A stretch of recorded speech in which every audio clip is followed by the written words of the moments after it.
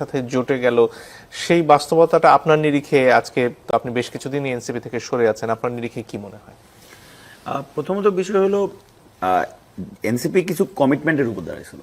NCP পার্টিটা কিভাবে দাঁড়াবে, তার ইকোনমিক্যাল থিসিস, তার রাষ্ট্রকল্প কিরকম হবে, এগুলো একটা সময়ের বিষয় ছিল, এটা আমরা জানতাম যে এটা তো সহজ না, আমরা এত সহজে একটা জায়গায় মোল্ড হয়ে যেতে পারবো না, আমাদের সময় লাগবে। কিন্তু আমাদের কিছু বেসিক মানে কমিটমেন্ট ছিল যে আমরা আসলে সেই পুরাতনদের পার্ট হব না। আমরা হয়তো বা দরকার পড়লে ইলেকশনে সিট পাবো না, আমরা দরকার পড়লে কোনোভাবে ইলেকশনে স্ট্যান্ড করতে পারবো না, হয়তো আমরা একবারে ঝড়ের মতো উড়ে যাব, কিন্তু আমরা আমাদের বয়ানে ঠিক থাকবো, যেন মানুষ কমসে কম বলতে পারে যে আমরা আমাদের প্র্যাকটিসগুলোতে ঠিক আছে। এবং দেখেন এই পজিশনটা যখন এনসিপির ছিল সেই সময় আমরা জুলাই পদযাত্রা করে আসছি। জুলাই পদযাত্রার সময় আমি দেখছি যে সারা বাংলাদেশের মানুষের কি পরিমাণ ভালোবাসা, মানে সারা বাংলাদেশের মানুষ প্রত্যেকটা জেলায় কি পরিমাণ মানুষজন শুধু আগ্রহে দেখে বসে রয়েছে যে কখন আসবে আমি তো দেখব। এই যে মানুষের যে ভালোবাসা, মানুষের যে অ্যাপ্রিসিয়েশন, এই অ্যাপ্রিসিয়েশনের উপর তো ভরসা রাখতে হইতো। যে একটু আগে আপনি যেটা বললেন নিরাপত্তা প্রসঙ্গ বা অন্যান্য যে বিষয়, বা আমি আমার প্রথম আলাপেও যেটা করছি, আপনার তো জনগণের উপর ভরসা রাখতে হবে। আপনি জনগণের উপর ভরসা না রেখা আপনি যতবার ভাববেন যে আমি কিছু একটা করবো জনগণ আমার পিছে আসবে, এটা তো একটা ভুল রাজনীতি। আপনার তো জনগণের উপর ভরসা রাখতে হবে। জনগণ যখন আপনাকে এই ভালোবাসাটা দেখাইলো, এই ভালোবাসাটার প্রতি তো আপনার ভরসা রাখার তখন তাদের কি করা উচিত ছিল? নিশ্চয়ই তারা যে বক্তব্যগুলো দিচ্ছে সেই বক্তব্যগুলোর জন্যই তো জনগণ তার প্রতি ভালোবাসা দেখাইছে। বাংলাদেশের জনগণ এখানকার যে মনে করেন এটা আওয়ামী লীগ হোক, বিএনপি হোক কিংবা জামাত হোক, আপনি যদি লক্ষ্য করেন এরা কেউ পার্টি নামে আলাদা, হয়তো বা কিছু আদর্শিক জায়গায় আলাদা, কিন্তু রাষ্ট্র পরিচালনার ক্ষেত্রে কিন্তু তারা সবাই মোটামুটি একই রকম পার্টি। তাদের ইকোনমিক্স একই রকম, তারা অর্থনীতি চালাবে একই রকম, তারা মৌলিক অধিকারের প্রশ্নে এগুলোকে ব্যবসা হইতে দিবে, তিনও পার্টি ব্যবসা করতে দিবে, তাদের এগুলো নিয়ে কোনো প্রবলেম নেই। মানে পলিটিক্সে কেউ কিন্তু আলাদা না। জনগণ কিন্তু ভরসা করছিল এনসিপি কে এই কারণেই যে তথাকথিত এই পার্টিগুলোর বাইরে হয়ে আসা তারা এমন একটা রাষ্ট্রকল্প আনবে যে রাষ্ট্রকল্পটা হয়তো বা আরো বেশি মানবিক হবে। ভাইয়ের এই কথার সাথে আমি একমত যে জুলাইয়ের আসলে কোনো সিঙ্গেল এজেন্ডা ছিল না। আপনি জুলাইয়ের একটা কথা দিয়ে কোনোদিন আটকাতে পারবেন না, কিন্তু জুলাইয়ের একটা ড্রিম ছিল, যেটারে আমি নিজে বলি আর কি, যেটা জুলাইয়ের ড্রিম ছিল যে আমি একটা আরেকটু মোর কমফোর্টেবল প্লেসে আমি বাঁচবো, মানে আমি একটু কম চিন্তা করতে হবে আমার। মানে আমি মনে করেন আমার মনে আছে শেখ হাসিনার সময় যে শেষ ঈদ ছিল, তো ঈদের দিন আমার বাসা একদম গোরান বাজারে, তো ঈদের 2 দিন আগে থেকে আমি শুনি সেমাই নাই, পুরো বাজারে কোনো সেমাই নাই। এবার ঠিক ঈদের আগের দিন সন্ধ্যাবেলা সেমাই আসলো, 60 টাকার সেমাই হয়ে গেল 500 টাকা, কোনো জায়গায় 350 টাকা, কোনো জায়গায় 450 টাকা। এবং এরকম একটা সোসাইটিতে তো মানুষ বসবাস করতে পারে না।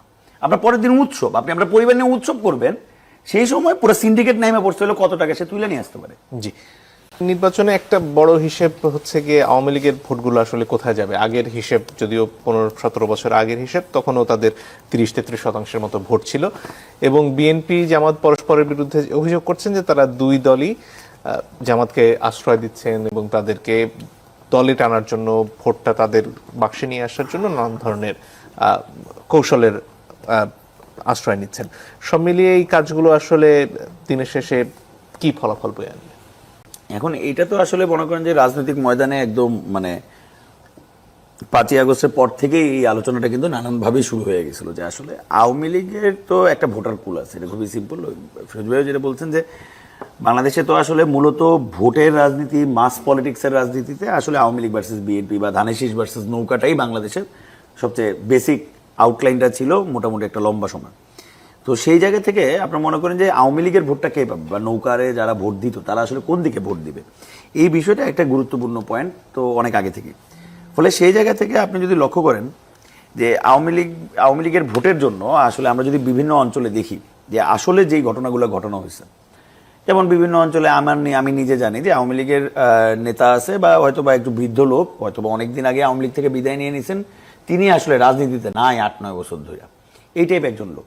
সেই লোকটাকেও জেলে নেওয়া হয়েছে। এবং জেলে নেওয়া হয়েছে কেন? জেলে নেওয়ার পরে হয় সেটা বিএনপি হোক, হয় সেটা জামাত হোক, তার ফ্যামিলিতে গেছে এবং গিয়ে বলছে যে তোমার যদি যে কর্তৃত্ব আছে এই অঞ্চলে বা তোমার যে লোকজন আছে তারা যদি আমার হয়ে কাজ করে তাহলে আমি তোমাকে হাইকোর্ট থেকে জামিন করে নিয়ে আসবো। এবং তারা করাইছে, তাহলে এক প্রকার জিম্মি করছে। এখন আমি যদি মনে করি যে সে যদি আওয়ামী লীগও করে থাকে, তার নামে যদি কোনো আসলে ফৌজদারি অপরাধ না থেকে থাকে, আপনি তাকে গ্রেপ্তার করতেছেন। আসলে আওয়ামী লীগের গ্রেপ্তার হইল কারা? আমরা যে গত 1.5 বছর ধরে আসলে আওয়ামী লীগ বলে যাদেরকে গ্রেপ্তার করলাম, আমরা কাদেরকে গ্রেপ্তার করলাম? মানে আওয়ামী লীগের এই পুরো সিন্ডিকেটটা যারা চালাইতো তারা কিন্তু সবাই মোটামুটি বহাল তবিয়তেই আছে, 2-3 জন বাদে। আপনি তো আসলে আওয়ামী লীগ বলে যে সিন্ডিকেটটা তাকে গ্রেপ্তার করেন নাই। ফলে এখানে যে গ্রেপ্তারটা হয়েছে ডেভিল হান্ট এই বইলা সেই বইলা, এটা আসলে এই ভোটগুলারই মেকানিজমের খেলা ছিল, কে কাকে ভয় দেখাইতে পারবে, কে কাকে কন্ট্রোলে আনতে পারবে। ফলে এই যে পলিটিক্স বাংলাদেশের, এই যে একটা গদবাঁধা পলিটিক্স, যে জনগণকে, আমি যে বারবার যেটা বলি, বাংলাদেশের পলিটিক্যাল পার্টিগুলোর কাছে তারা মনেই করে জনগণ বোকা, এবং তারা জনগণকে বোকা বানায় রাখতে চায়, এবং জনগণকে বোকা বানায় রাখার জন্য তারা নানান রকমের মোহ আনবে। যেমন মনে করেন যে আওয়ামী লীগের আমলে ছিল জামাত শিবির, মানে এক প্রকার তটস্থের মধ্যে আমরা থাকতাম, যে কখন আমাদের জামাত শিবির বইলা ফেলায় তো আমরা তো রাস্তায় মাই খেয়ে যাবো। কারণ আমি মাঝে মধ্যে মজা করতাম যে আমার নাম তুই, আমি তুই হিন্দু অনেক রায়, আমার মনে হয় এই কারণে জামাতটা বলতে পারে না আরাম করে, কিন্তু অন্য কেউ হইলে জামাত টামাত বইলা মারামারি শুরু হয়ে যেতেছে।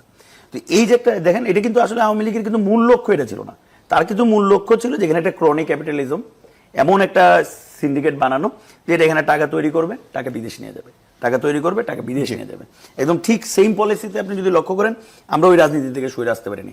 আমরা হয়তো ওইখানে বাঙালি জাতীয়তাবাদ বলছি, জামাত শিবির বিরোধী আলাপ করছি, মানে আওয়ামী লীগ করছে 17 বছর, আমরা আবার নতুন করে একটা ফ্লো তৈরি করছি। এটা একবার আধিপত্যবাদ, একবার জুলাই গাদ্দার, নানান কিছু বইলা আমি রাজনীতিকে আসলে ভোলাটাইল করছি, যেন মূল পয়েন্ট জুলাইয়ের মানুষের মূল চাহিদা সেগুলো পিছিয়ে চলে যায়, এবং সেই যে স্টাবলিশমেন্ট, সেই যে সিন্ডিকেট, সেই সিন্ডিকেট যেন বাইচা থাকে। ফলে বাংলাদেশের রাজনীতি